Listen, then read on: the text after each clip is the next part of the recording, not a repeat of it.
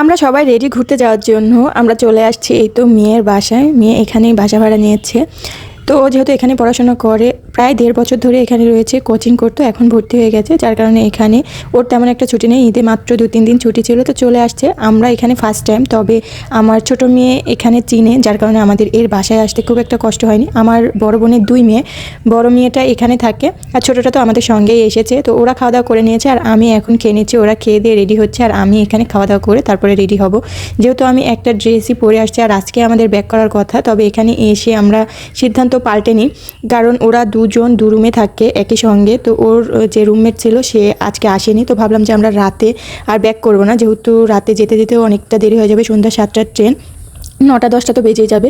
যার কারণে ভাবলাম তো গিয়ে তো রাতে বাড়িতে ঘুমাবোই, তো এখানে থেকে আমরা ঘোরাফেরা করে তারপরে সকালে 6টার ট্রেন ধরবো। তো এখন কোথায় ঘোরাফেরা করতে যাচ্ছি সেটা নেক্সট ব্লগে দেখানো হবে। আল্লাহ হাফেজ।